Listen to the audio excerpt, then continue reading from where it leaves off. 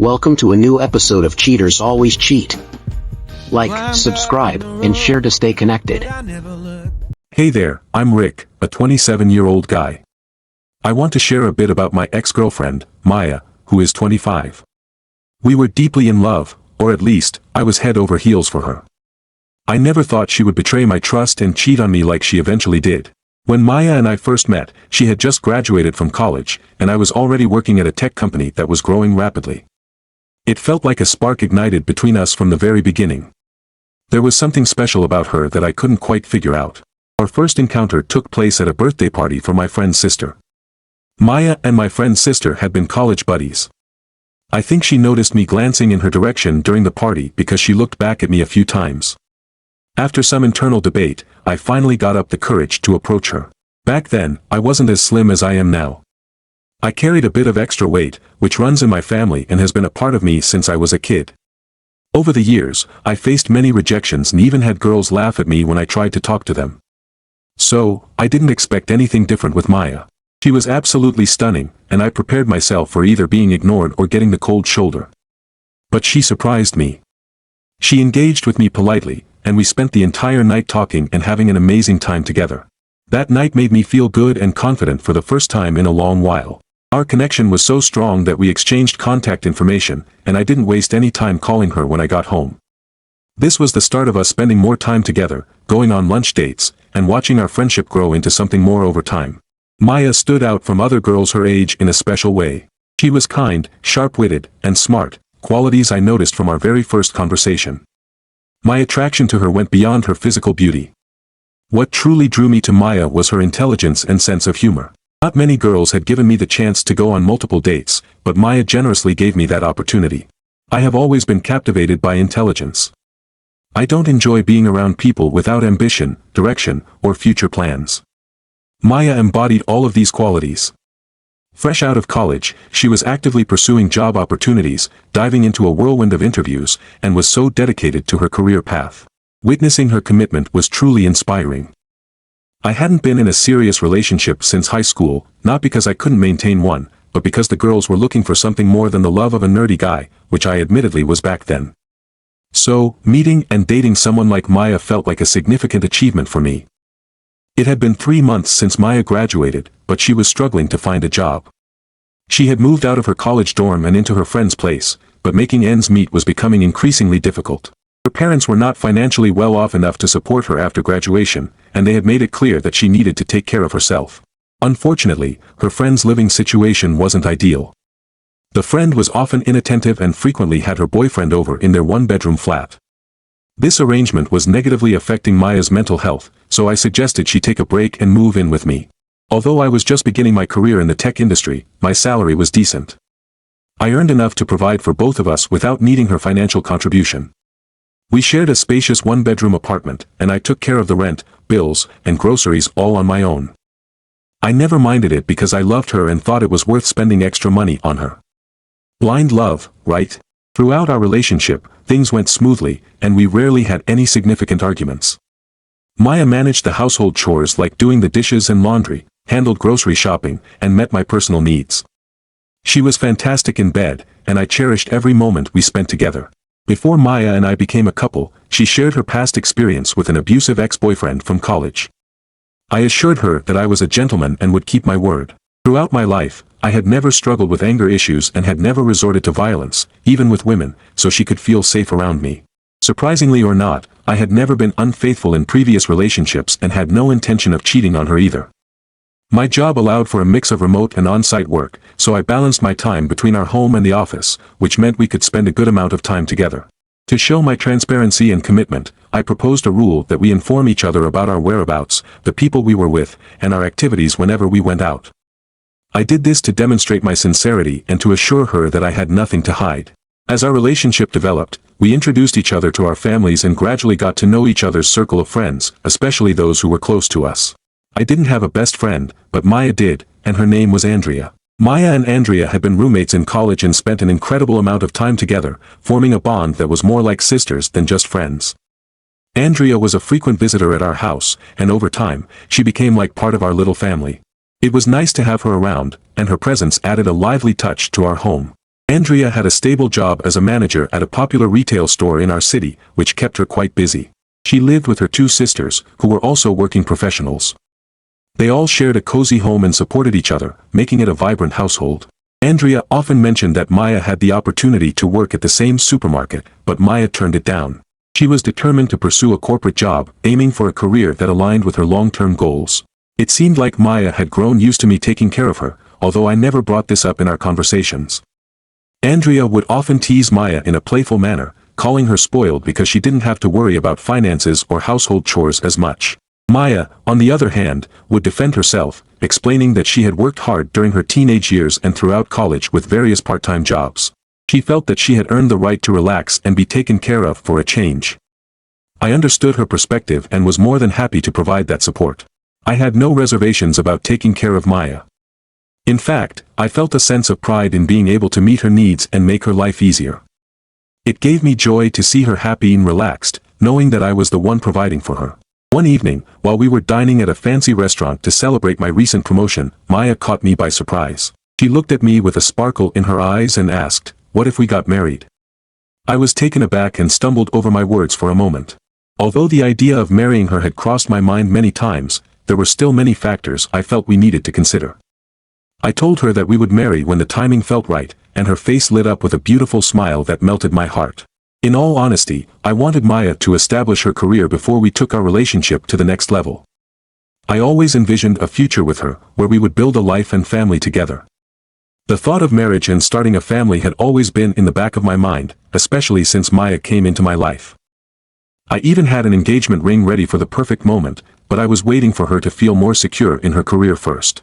However, Maya accidentally found the engagement ring hidden in my closet one day. This discovery led to an impromptu proposal, much sooner than I had planned. When Maya shared the news with her best friend Andrea's reaction was one of shock rather than joy. It wasn't the typical surprise one would expect from a best friend hearing about an engagement. It seemed like she was more shocked about the idea of Maya marrying me than the actual news of the engagement itself.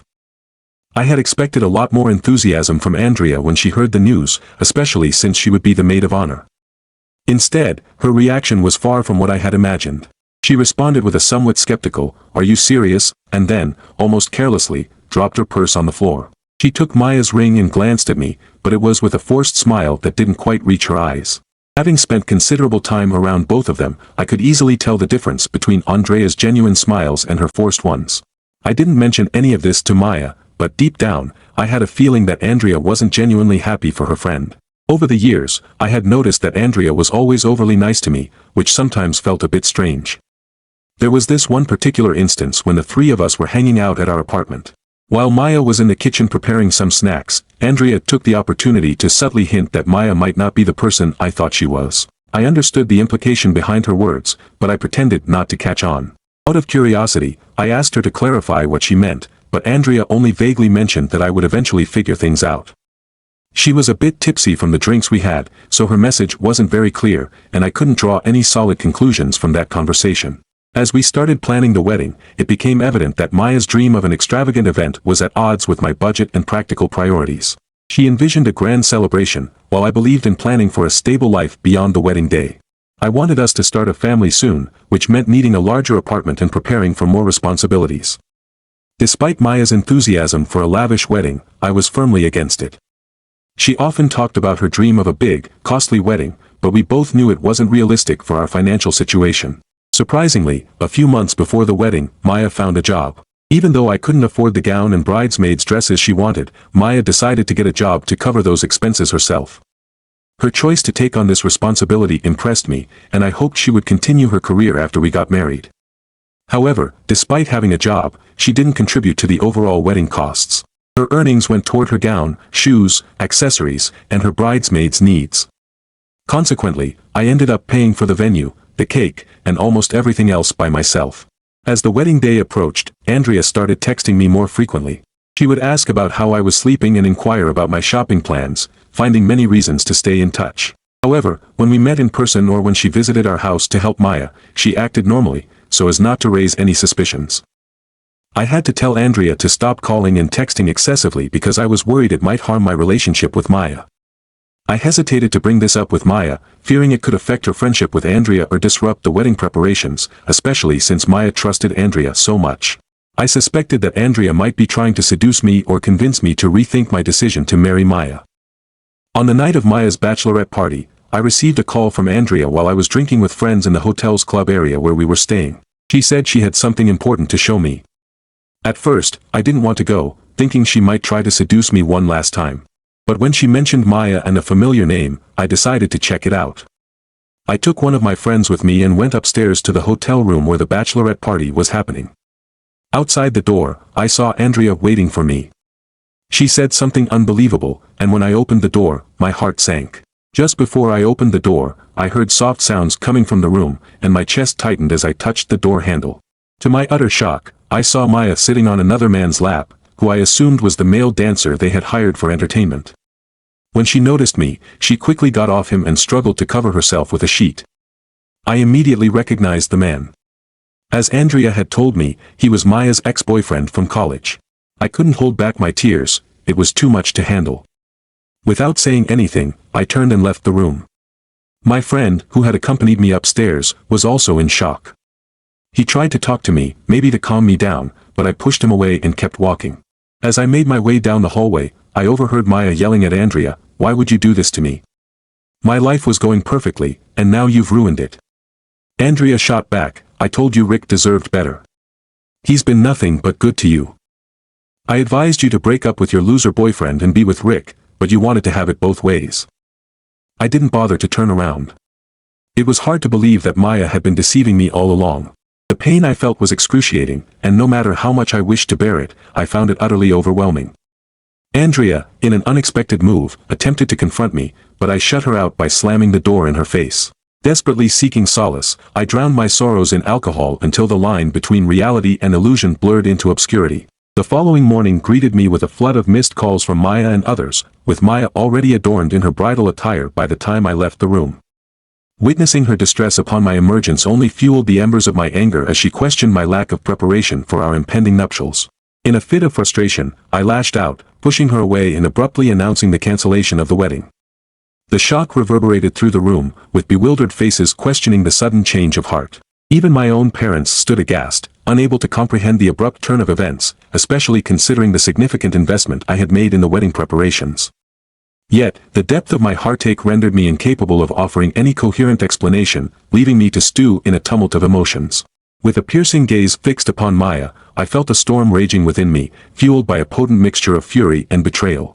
Retreating to the confines of my room, I barricaded myself within, sheltering my wounded spirit from the prying eyes outside. Through the thin veil of solitude, I could hear the murmurs of concern and bewilderment emanating from the gathering outside, with Maya bearing the brunt of their inquiries.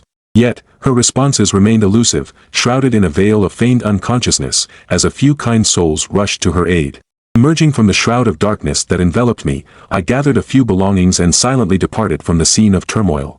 Switching off my phone after leaving a brief message of apology in the group chat, I retreated into the sanctuary of my solitude, grappling with the profound sense of disillusionment that gripped my soul. In the ensuing days, as the wounds of betrayal continued to fester, I found myself ensnared in the labyrinth of disbelief, struggling to reconcile the shattered fragments of trust that once bound me to Maya. Update *. Hey everyone, I want to express my gratitude for your supportive comments during this challenging time. Some of you rightly pointed out that I should have delved deeper into Maya's background before committing to our relationship. Looking back, I realized that I overlooked this crucial step, opting instead for a surface-level inquiry that failed to unearth the truth about Maya's past.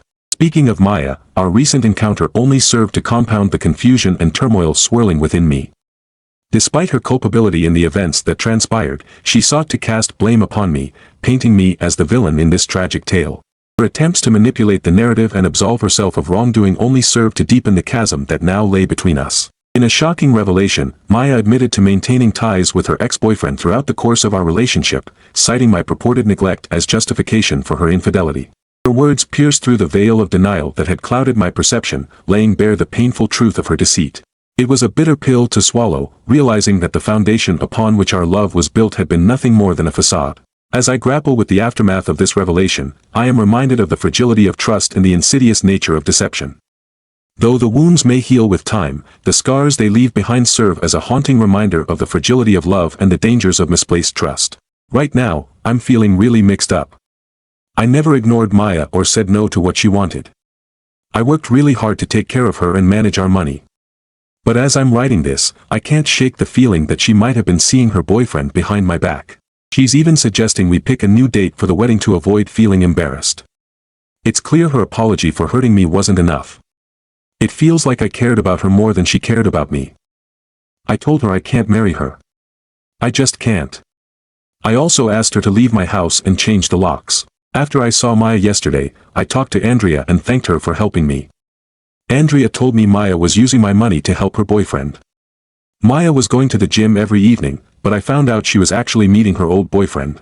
Andrea was surprised when Maya showed her the engagement ring because Maya had said she wanted to be with her old boyfriend. Now I understand why Andrea was trying to tell me what was happening. Sometimes I feel like I brought this on myself because I didn't know what was going on. I made my decision, and there won't be another wedding. I'll be giving Maya her things back in 2 days. I'll give you another update soon. Update 2 *. Hi everyone, sorry for the late update.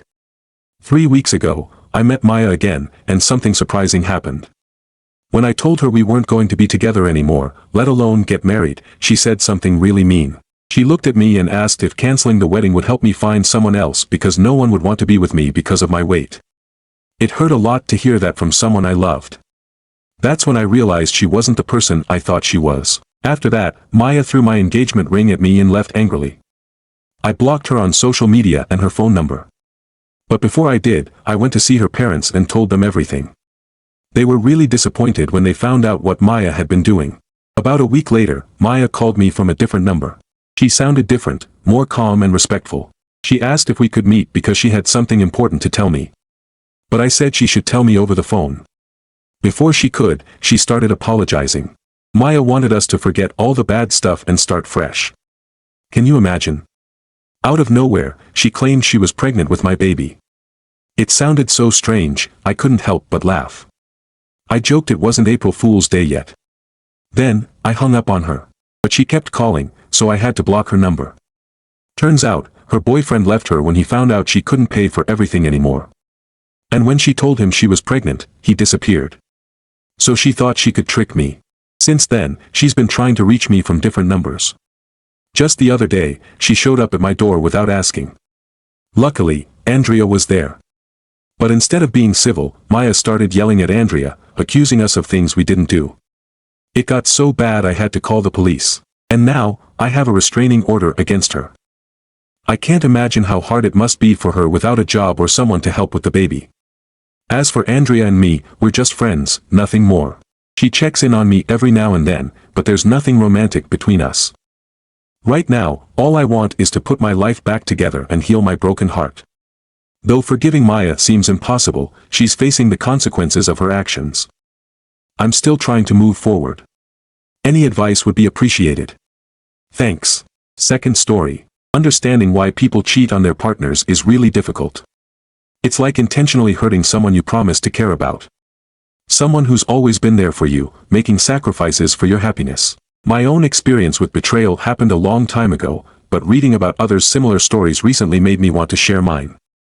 Back then, I thought I was lucky. Even though my family didn't have much money, having Katie by my side made everything feel perfect. We grew up together, living close by, and we were inseparable. Spending time together was second nature, whether it was at my place or hers. In elementary school, sharing a few innocent kisses after school was a regular thing. But things changed when we got to high school. Katie was incredibly beautiful, and suddenly, every boy noticed her. It was like the unwritten rules we had in elementary school didn't matter anymore. Boys were doing everything they could to get Katie's attention, showing off their cars and money. It was overwhelming for me. How could I, just a ninth grader, compete with older, richer boys? I started feeling down, and my schoolwork suffered. I even stopped walking to school with Katie. I was feeling so low that I even thought about dropping out of school. But then Katie's mom stepped in. She could see I was struggling and reached out to my mom. Katie invited me over, and we had a heart-to-heart. When I poured out my feelings, Katie reassured me that, in her eyes, would always be her boyfriend. Despite Katie's comforting words, high school was still tough.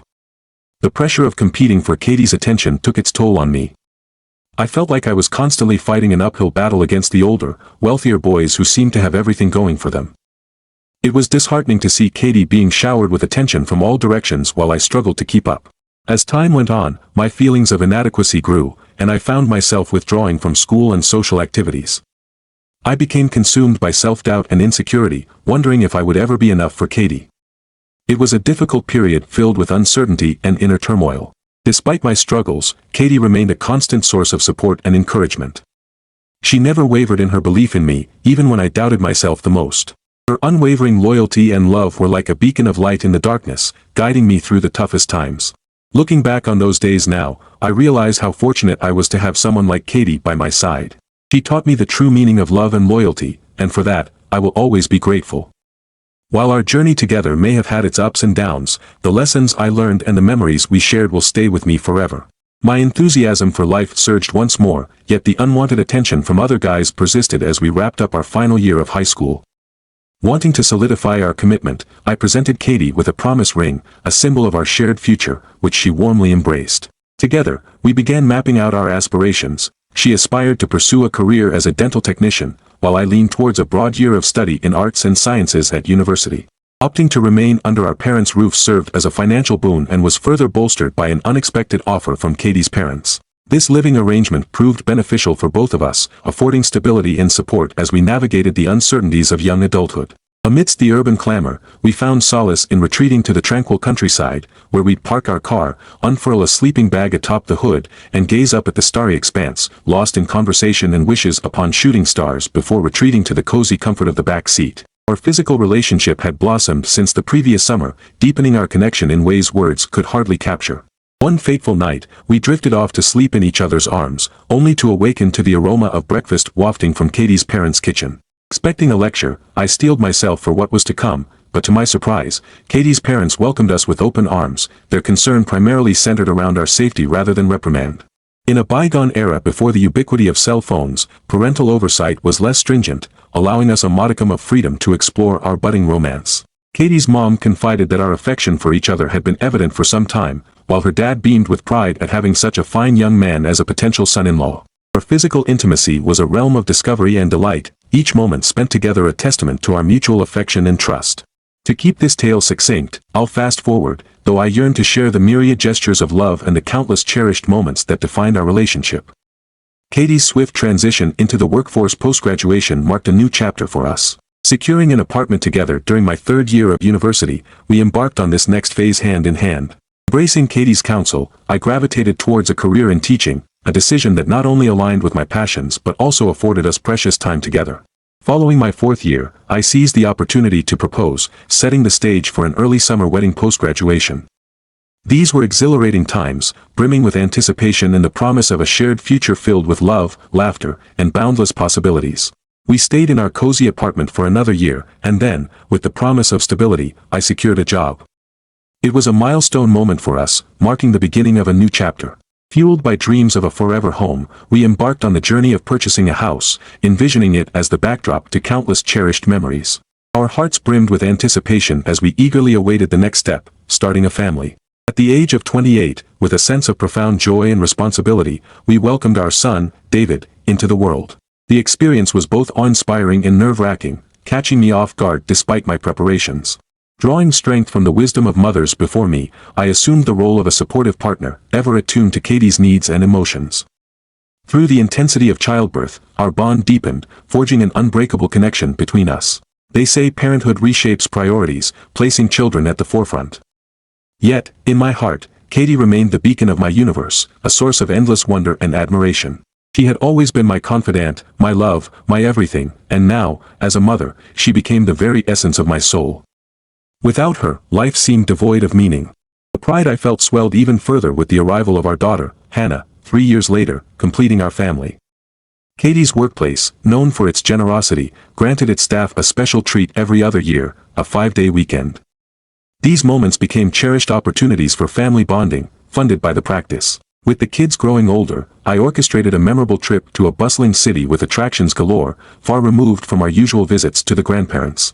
As we embarked on our adventure, excitement coursed through our veins, anticipation hanging in the air like a tangible promise. However, on the second day, amidst the laughter and splashes of the wave pool, my gaze was arrested by a sight that shattered my world. There, amidst the throngs of people, I spotted Katie, hand in hand with a stranger, their intimacy laid bare for all to see. In that instant, my heart plummeted, tears welling in my eyes as I struggled to process the betrayal unfolding before me. Hannah's innocent declaration of "Mommy" pierced through the chaos, drawing Katie's attention, her panic palpable. As she frantically scanned the crowd, our eyes locked, and I felt a surge of anguish and rage. Approaching them with a heavy heart, I confronted the adulterers, my voice trembling with barely contained fury. In that moment, surrounded by the echoes of betrayal, I vowed to protect my children from the pain inflicted upon our family. He shot back with a practiced smirk, then casually plopped down a few seats away without uttering a single word. I instructed the kiddos to stick with their mom and dashed off to our room in a flash. Quick as a flash, I swapped out my clothes, leaving most of my stuff behind, including the little ones. At the front desk, I spilled the beans that Katie would sooner or later come asking about me, so it was alright to spill the beans that I skedaddled, and to let her swoop in to grab the kids' stuff. Not my proudest moment, but I figured having the Rugrats around might throw a wrench in their plans.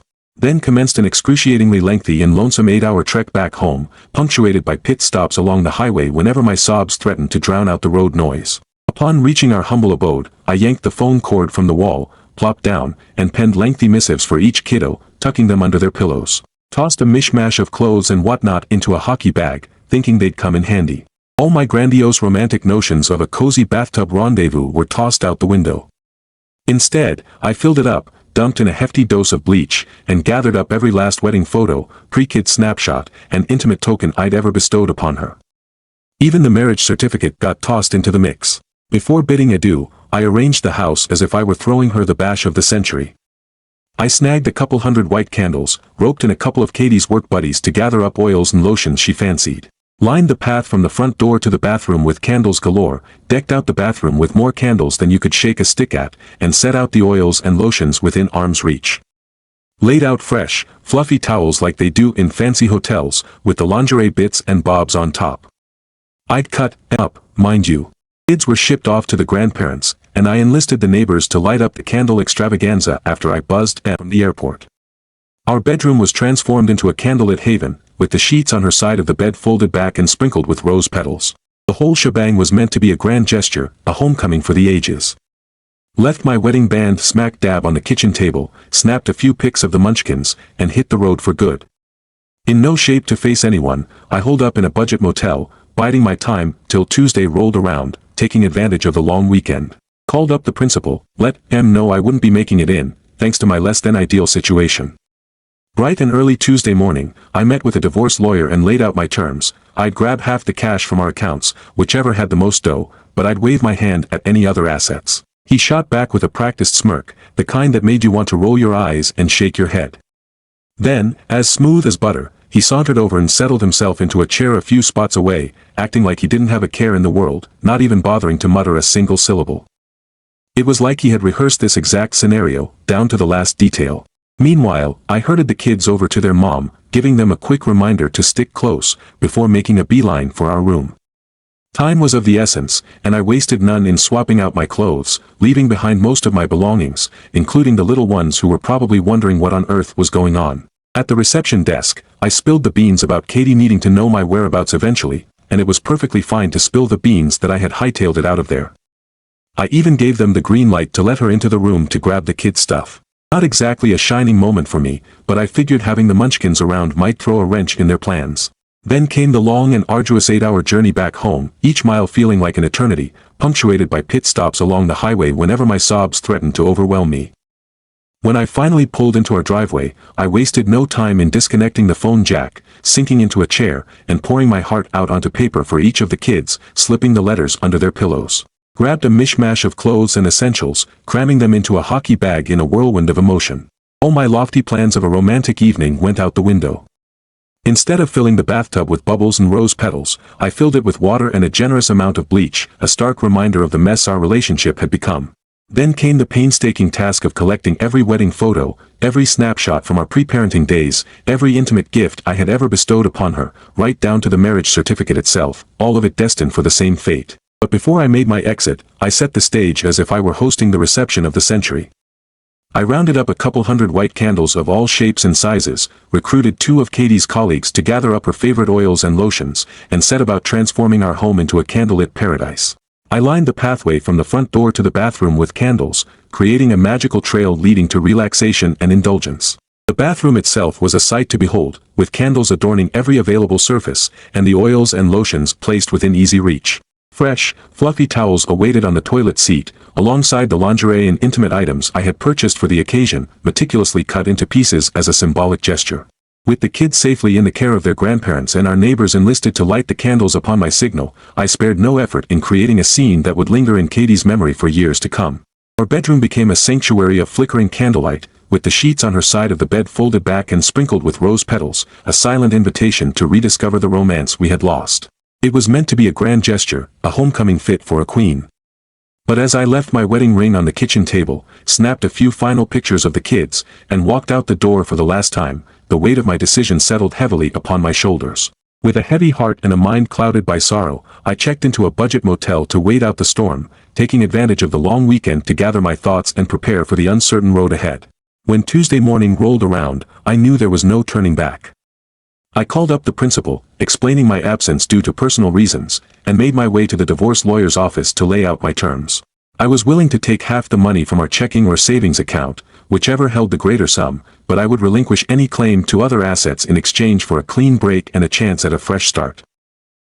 Don't forget to subscribe, like, and click on the little bell icon for notifications of new stories.